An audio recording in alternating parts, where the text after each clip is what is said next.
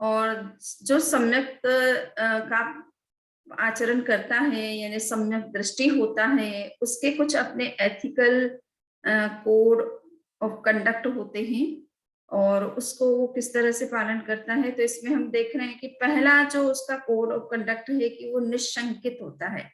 कल हमने उसके दोषों में चर्चा की थी कि उसको किसी प्रकार की शंका नहीं होनी चाहिए अपने लक्ष्य के प्रति, और लक्ष्य को जिस उपाय से प्राप्त करना है, इन्हें सम्यक दर्शन ज्ञान चारित्र जो भी तरीका उसका है, साधना मार्ग है, तो उसमें भी उसको किसी प्रकार का संदेह नहीं होना चाहिए।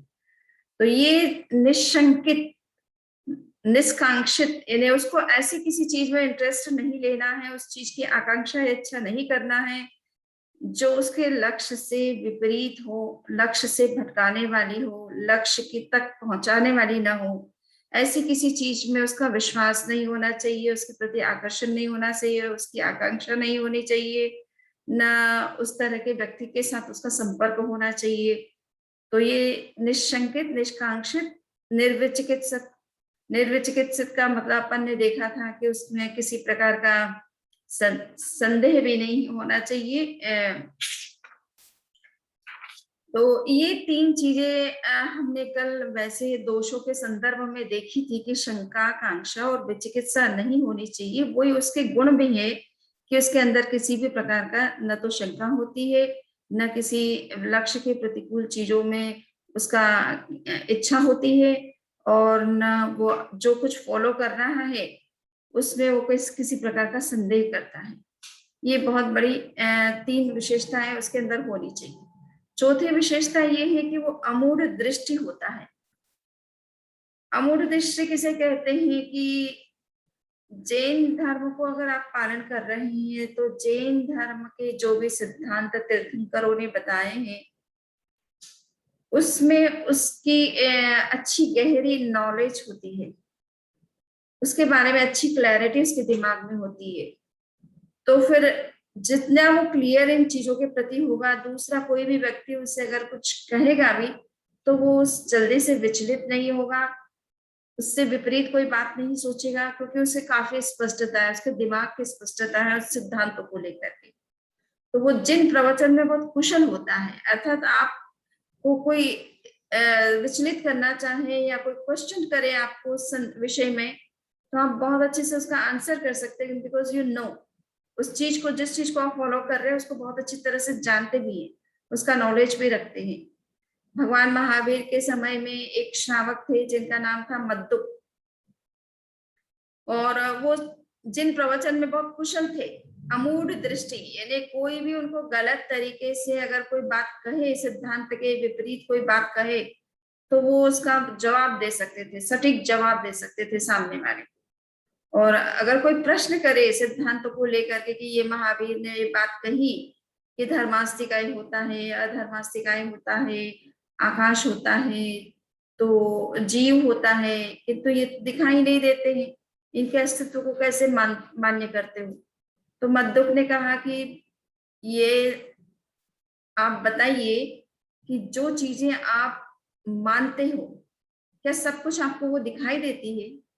तो बोले बिल्कुल, हम उन्हीं चीजों को मानते हैं जो हमें दिखाई देती है। तो बोले आपको हवा दिखाई दे रही है क्या? आप हवा को मानते हो क्या? तो बोले मानते हैं। हवा आपको दिखाई देती है क्या? दिखाई नहीं देती है, उसका स्पर्श होता है। तुम स्वर्ग और नरक सभी धर्मों के लोग मानते हैं, किसी को अगर मोक्ष का पता नहीं है, धर्मास्तिक का नहीं पता है, किंतु स्वर्ग नरक का तो सभी धर्मों के लोगों को मालूम है, सभी लोग चर्चा करते हैं स्वर्ग होता है, नरक होता है। तो उन्होंने कहा तुम स्वर्ग और नरक को मानते हो, तुम्हें स्वर्ग और नरक दिखाई देते हैं क्या? तो बोले हमारे शास्त्र में कहते हैं, हमारे गुरु कहते हैं। तो ठीक इसी तरह से धर्मास्तिकाय भी होता है और अधर्मास्तिकाय भी होता है और आकाश भी होता है, वो आपको दिखाई नहीं देता, किंतु शास्त्र में कहा है तो हम मानते हैं, तीर्थंकर हमें बताते हैं तो हम मानते हैं, वो तो प्रत्यक्ष ज्ञानी है, उसके उनको प्रत्यक्षीकरण होता है, हमें भले डायरेक्ट उसका नॉलेज ना हो। तो उसमें इतनी जवाब देने की क्षमता थी। इन्हें अमूर्त द्रव्यों के बारे में, इनविजिबल जो एलिमेंट्स हैं, एब्स्ट्रैक्ट जो रियलिटीज हैं, जो कि केवल जैन धर्म में ही देखने को मिलती है, कहीं अन्य शास्त्रों में, ग्रंथों में, अन्य परंपराओं में उस तरह की बातें नहीं मिलती है। तो आपसे कभी भी कोई प्रश्न कर सकता है जो अन्य मती है, जो अन्य संप्रदाय का व्यक्ति है, कि भाई आप इस चीज को कैसे मानते हो। और अगर आप उसका जवाब ना दे सके तो आपको वो जो है डाउटफुल बना सकता है कि ऐसी चीजों को मानते हो तुम, नॉनसेंस लगती है, तुम्हें ही नहीं पता, ठीक है ना, और तुम इन चीजों की बातें करते हो।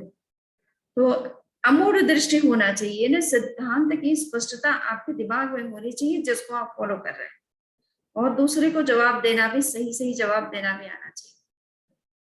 उपबृंगण स्थिरीकरण, पांचवा उसके अंदर गुण होना चाहिए, उसका कोड ऑफ कंडक्ट होना चाहिए कि वो तीर्थ सेवा करे, यानी जैन धर्म की सेवा करे, जैन धर्म को आगे बढ़ाने का प्रयास करे। और विशेष रूप से जो लोग जैन धर्म का अनुसरण करते हैं, कभी कभी उनके मन में ये डाउट क्रिएट हो जाता है कि इस धर्म से क्या लाभ है हमें, हमारी जो जीवन दैनंदिन की समस्याएं हैं, हमारे लाइफ से जुड़ी हुई समस्याएं हैं, उसमें हमें कोई समाधान नहीं दिखता है इसके अंदर।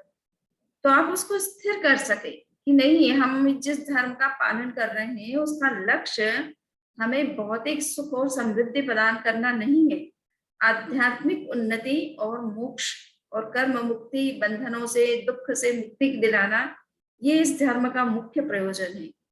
तो हमें हर चीज हर जगह से एक्सपेक्ट भी नहीं करनी चाहिए।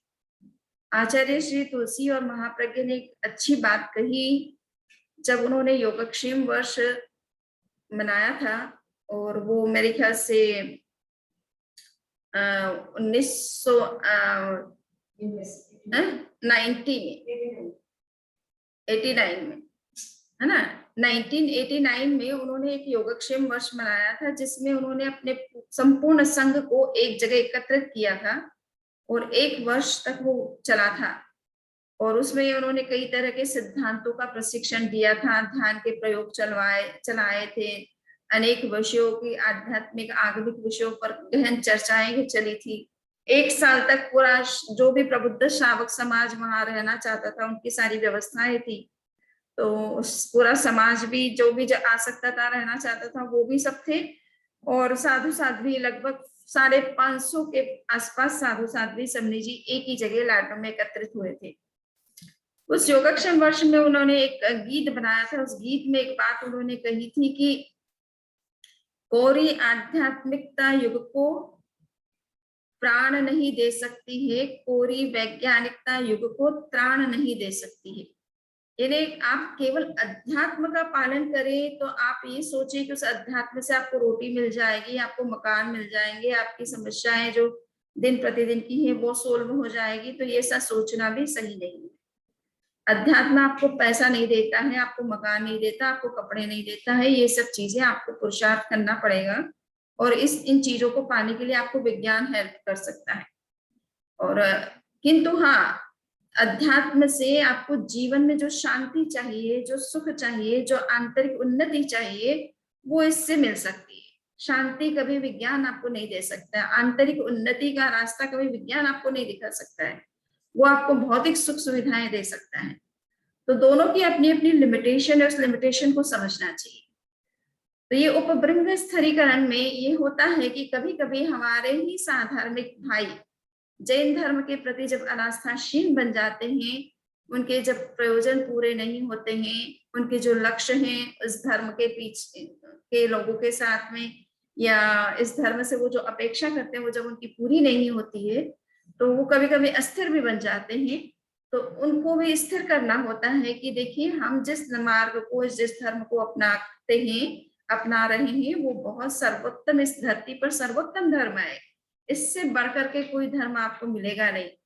फिर हम क्यों इसके प्रति अनास्थाशील बने, और इसका प्रयोजन आत्मिक उन्नति, ये विशुद्ध आध्यात्मिक धर्म है, ये आत्मा के विकास के अलावा इसका कोई विषय नहीं है, ये शारीरिक या सामाजिक विकास की चर्चाएं नहीं करता है, इसका विषय मात्र आत्मिक विकास है, आध्यात्मिक उन्नति है। तो इस तरह से जो अस्थिर हो जाता है उसको भी आप स्थिर कर सकते हैं।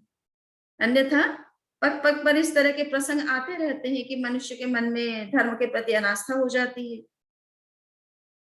अब है वात्सल्य, तो वो एक उसकी उसका ये दायित्व है। समृद्धि जो होता है वो केवल अपने विकास के बारे में नहीं सोचता, बल्कि अपने जो साधर्मिक बंधु होते हैं या जो भी इस धर्म में आस्था करते हैं उनको भी स्थिर करता है, उनको भी इस धर्म के प्रति आस्थाशील बनाता है।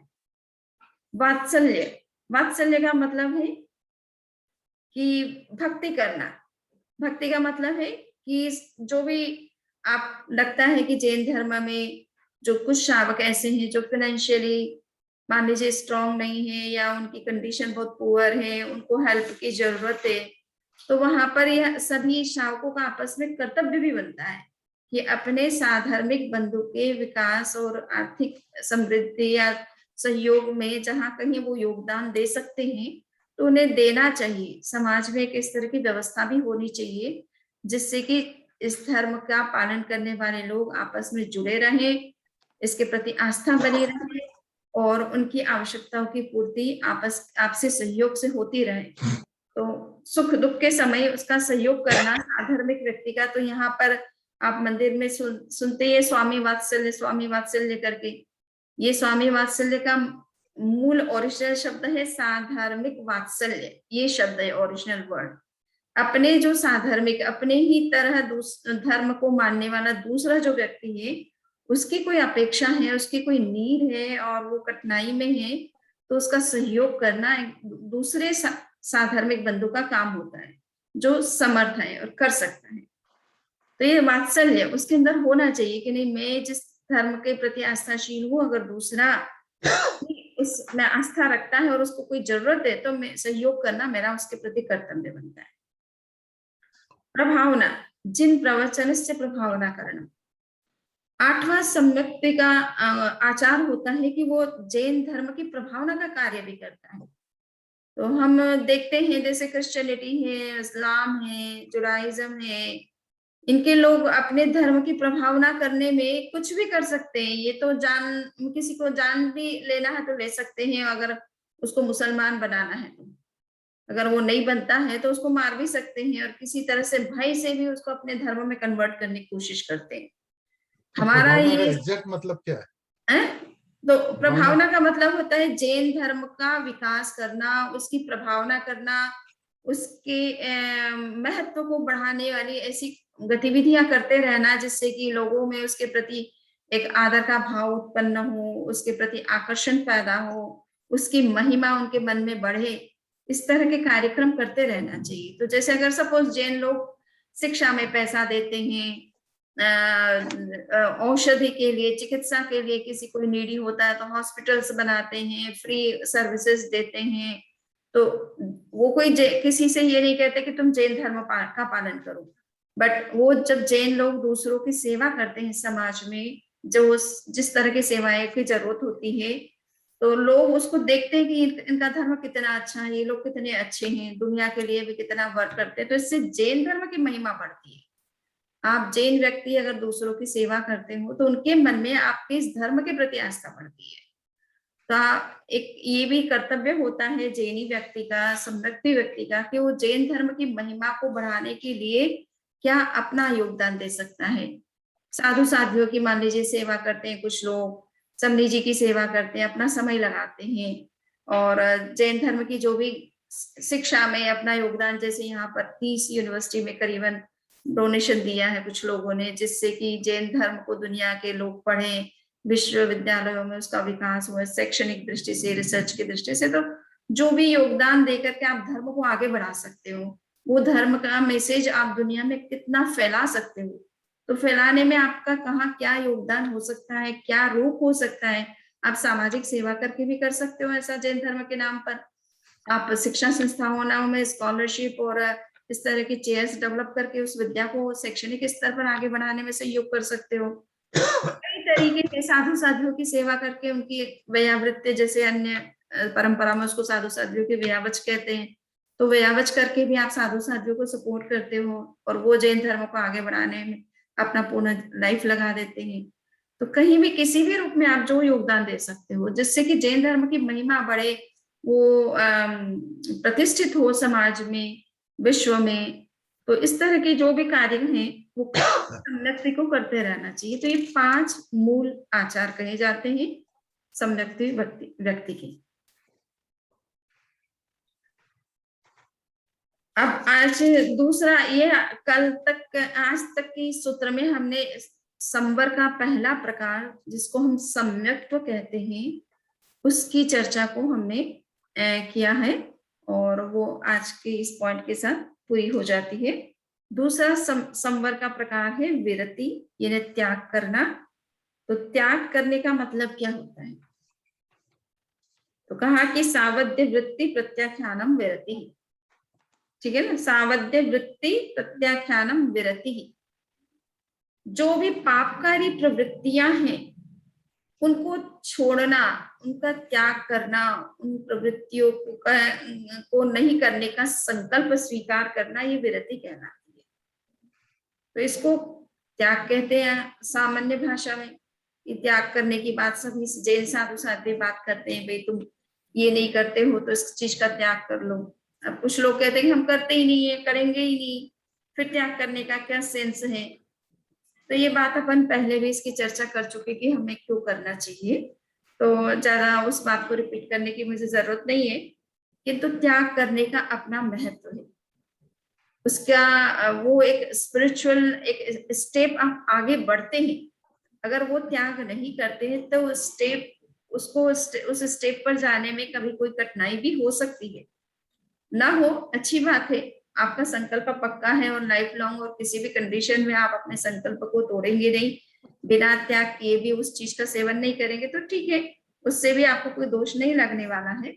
पर त्याग करना भी एक क्राइटेरिया है, कहना चाहिए कि वो भी एक प्रकार का सर्टिफिकेट है कि आपने उस ये नियम या संकल्प ले लिया है। अब इसके बाद सवाल ही नहीं कि वो चीज आपके लाइफ में होगी कभी। अध्यात्म लीनता अप्रमाद, तीसरा संवर का प्रकार है अप्रमाद।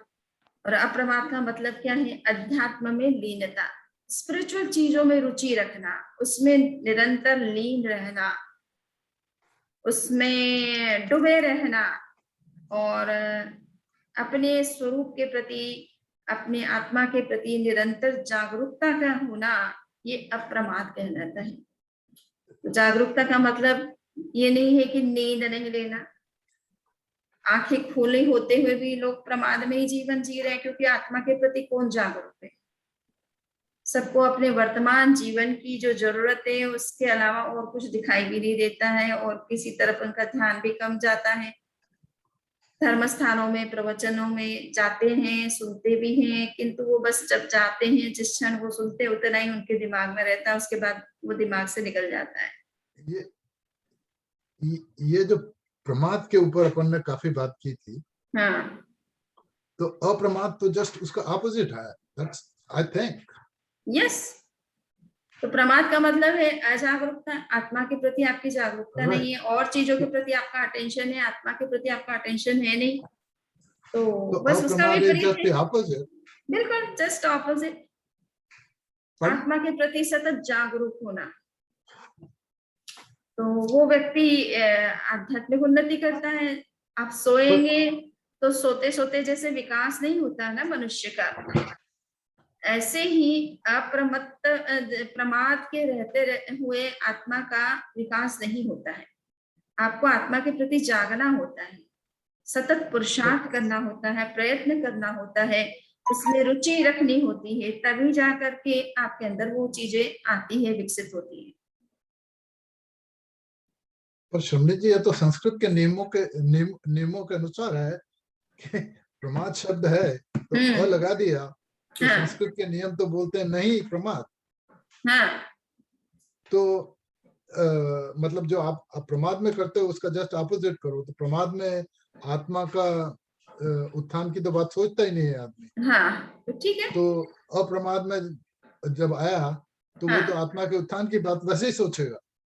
हाँ, तो सही है, तो वही तो बात हो रही है ना, उसी को डिफाइन कर रहे हैं कि अप्रमाद का मतलब है जस्ट उसका ऑपोजिट, आत्मा के प्रति जागना। हाँ, मेरा कहने का मतलब ये है कि उसके ऊपर फिर इतना एम्फेसिस क्यों? प्रमाद अगर एक्सप्लेन इतना कर दिया है, हाँ तो अप्रमाद तो अपने आप ही आने लगता है। देखिए वो तो ठीक है, ऐसा है ना कि शास्त्र में कोई भी शब्द जब लिखा जाता है तो उसको डिफाइन करने का तरीका होता है, और सभी लोग उस तरह से नहीं होते हैं कि उनको प्रमाद समझा दिया तो वो अप्रमाद को भी समझ लेंगे। अप्रमाद को भी एग्जैक्टली आपको डिफाइन करना होता है स्पिरिचुअल सेंस में। तो वो एक शास्त्र की पद्धति है अपनी, एक बात कह दी तो दूसरी बात ना कहें, ऐसा नहीं होता है, उसको भी स्पष्ट करके बताना पड़ता है। इसी तरह से कषाय हमने देखा था कि कषाय से कर्म का बंधन होता है, तो उसका विपरीत संवर जो होगा वो अकषाय होगा। यानी क्रोध आदि करने से कर्म का बंधन होता है, तो क्रोध आदि को नहीं करना ये अकषाय भाव है। और ये एक प्रकार का संवर है जिससे कि कर्म के बंधन नहीं होते हैं, जो कषाय से होने वाले होते हैं तो वो नहीं होते हैं। तो ये क्रोधादि अभावो कषाय। क्रोध, मान, माया, लोभ, हास्य, रति, अरति आदि जितने भी कषाय के प्रकार हैं, है ना, सेमी कषाय हो या मेन कषाय हो, जब वो हम नहीं करते हैं तो उनके कारण से होने वाले बंधन अपने आप रुक जाते हैं, ये अकषाय स्थिति है। लास्ट संवर है अयोग संवर। अयोग संवर किसे कहते हैं? अप्रकंपो अयोग। आत्मा की जो नॉन वाइब्रेट स्टेट है, जिसको बुद्धिज्म में भी एक्सेप्ट किया गया है बहुत सुंदर लैंग्वेज में, कि डेलिबरेट नॉन एक्शन की जो स्टेट है आत्मा की, डेलिबरेट नॉन एक्शन, उसको अयोग अवस्था कहते हैं। जिस अवस्था में जीव किसी प्रकार की प्रवृत्ति नहीं करता है, न मन से सोचता है, न वाणी से कुछ बोलता है, न शरीर से कोई क्रिया करता है, ये पूर्ण अयोग अवस्था होती है। और इस अवस्था आने के बाद निश्चित रूप से कुछ ही मोमेंट्स में आप मोक्ष को प्राप्त कर लेते हैं। इस अवस्था के बाद जीव कभी भी संसार में नहीं रहता, वो मुक्त हो जाता है। और वो स्टेट आपसे मैंने बताया था कि अ, ई, उ, रे और रे, ये 5 शॉर्ट वोवल्स बोलने में जितना आपको समय लगा है, इतने से समय के लिए ही जीव स्थिर होता है, स्टेबल होता है, नॉन वाइब्रेशन मोड पर चला जाता है, और उसके बाद तुरंत उसकी मुक्ति हो जाती है, मोक्ष हो जाता है। तो ये मैंने आपसे बताया था, ये 14वें गुणस्थान की स्थिति है। 13 गुणस्थान तक तो आप कुछ न कुछ करते रहते हैं। तीर्थंकर भगवान महावीर को केवल ज्ञान हुआ, तो केवल ज्ञान होने के बाद वो 13वें गुणस्थान में रहे 30 वर्षों तक, प्रवचन करते रहे, एक गांव से दूसरे गांव विहार करते रहे, अपने शिष्यों को जो भी गणधर को जो भी उपदेश देना वो देते रहे, तो वो कुछ ना कुछ करते रहे। लास्ट में जब उनको लगा कि अब मोक्ष का समय आ गया, तो वो एक क्षण 2 क्षण के लिए समझ लो इस नॉन वाइब्रेशन मोड पर चले गए, पूरी तरह से संपूर्ण योगों का निरोध कर दिया उन्होंने और मुक्त हो गए। तो ये स्थिति 14वें गुणस्थान की है। उससे पहले तक जीव कुछ न कुछ करता रहता है, चाहे धार्मिक क्रिया ही क्यों न करे, प्रवचन आदि ही क्यों न करे, परंतु कुछ करता रहता है। तो ये आपको बताया कि 5 प्रकार के संवर होते हैं, और ये 5 प्रकार के संवर से कर्मों का निरोध हो जाता है। बस फिर क्या है, कर्म रुक गए, अंदर में पहले से जो डिपॉजिट कर्म है अब उसको बाहर निकालना है। तो उसे बाहर निकालने की भी एक प्रोसेस है जिसका नाम है निर्जरा। कर्म जो हमारे पहले से बंधे हुए, हम नए कर्म नहीं करते हैं। हमने जब 5 संवर का फॉलो करना शुरू किया तो हमारे नए कर्मों के बंधन जो है वो होने बंद हो गए, सारे द्वार हमने बंद कर दिए। किंतु जो कर्म पहले से एंटर हो चुके हैं उनको तो बाहर निकालना पड़ेगा, तभी जाके मोक्ष होता है जीव का। तो उसको कैसे किया जाए? तो इसके लिए कहा कि तपसा कर्म विच्छेदा आत्म नैर्मल्यम निर्जरा। तो उसके लिए भगवान ने संवर के अलावा निर्जरा की बात की। संवर से कर्म को रोक सकते हो, किंतु उससे अंदर में जो चले गए कर्म हैं उनको आप निकाल नहीं सकते हो। निकालने के लिए आपको दूसरी प्रोसेस करनी होगी, जिसका नाम है निर्जरा। और वो निर्जरा क्या है, तो कहा कि तपस्या के द्वारा कर्म को तोड़ना और उनको बाहर निकाल देना, सेपरेट कर देना, उससे जो आत्मा की विशुद्धि होती है उसका नाम है निर्जरा। तो कहने का मतलब है कि जो कर्म अंदर में चले गए हैं उनको तपस्या आदि के द्वारा बाहर निकालना, इसका नाम है निर्जरा। और उपचारात् तपोपि, वो निर्जरा तपस्या के द्वारा होती है, तो कभी कभी लोग तपस्या को ही निर्जरा भी कह देते हैं। निर्जरा तो फल है एक प्रकार से, परंतु जिस साधन के द्वारा वो फल की प्राप्ति होती है उसको भी लोग कभी कभी निर्जरा कह देते हैं। इसी कारण से तपस्या के जो 12 प्रकार माने गए हैं, जिन 12 प्रकार की तपस्याओं को करने से कर्मों की निर्जरा होती है, उन्हीं को 12 प्रकार का 12 प्रकार की जो तपस्या, उन्हीं को 12 प्रकार जो है निर्जरा के 12 प्रकार भी कहा जाता है। तो ये दोनों इस तरह से होता है कि जिससे हमें जो चीज मिलती है हम उसी को वही नाम दे देते हैं। तो तपस्या से कर्म की निर्जरा होती है तो तपस्या को ही निर्जरा कह दिया गया। तपस्या के 12 प्रकार है तो निर्जरा के भी 12 प्रकार अपने आप हो जाते हैं उस सेंस में। तो ये आपसे मैंने आज निर्जरा के संदर्भ में थोड़ा कुछ कहा है। अब मैं सोचती हूँ आपके कुछ प्रश्न हैं तो वो प्रश्न आप पूछ लीजिए। First start with the last one, प्रभावना। जो मैंने देखा है और सुना है, तो प्रभावना का मतलब मैंने ये नहीं देखा कि जैन धर्म को आगे बढ़ाओ। प्रभावना तो मैंने देखी है यहाँ पे भी और इंडिया में भी। वो क्या करते हैं, जब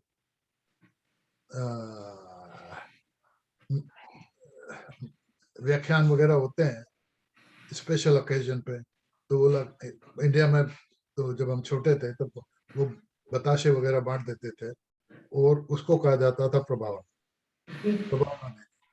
यहाँ पे वो $1-2 दे देते, कोई किताब लाके दे देता है, उसको बोला जाता है प्रभावना।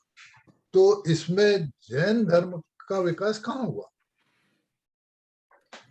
देखिए वो एक समझ लीजिए कि एक सैंपल है आपके लिए है? एक सैंपल वो प्रेजेंट करते हैं जस्ट कि बच्चों में मान लीजिए धर्म के प्रति आकर्षण बढ़े, नई पीढ़ी में आकर्षण बढ़े। तो बच्चे तो ऐसे तो आते नहीं है, उनको कुछ न कुछ इस तरह की चीज दो तो आते हैं। कुछ लोग भी ऐसे हैं कि प्रवचन में वो तभी आते हैं, कोई प्रभावना मिलती है, स्वयं जैनी है भले वो। तो ये कम से कम हम अपने जैन में लोगों में जिनमें धर्म के प्रति इतनी रुचि नहीं है, इतना आकर्षण नहीं है, या बच्चे आगे आने वाली जो जनरेशन है उनको भी तो हमें जैन बनाना, उनको भी हमें संस्कार देना है। तो ये भी जैन धर्म को आगे बढ़ाने वाली चीज है। तो हम कुछ देते हैं तो लोग उस बहाने से, हमारे अपने समाज के भी लोग हैं, अपने हमारी ही नेक्स्ट जनरेशन है, उनको भी आगे बढ़ाना, उनमें भी वो संस्कार लाना और धर्म के प्रति रुचि को बढ़ाना, ये हमारा कर्तव्य है। तो ये तो सबसे पहली चीज है।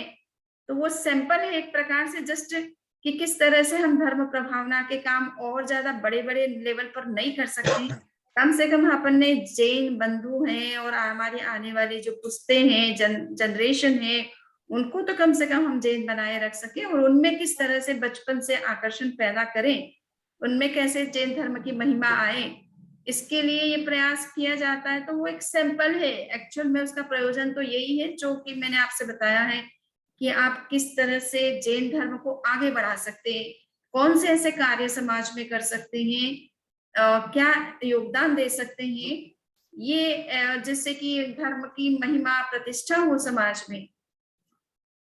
तो ये तो आप नंबर भी बढ़ा सकते हैं कि भाई कुछ लोगों को समझा करके जैन धर्म में कन्वर्ट कर सकते हैं।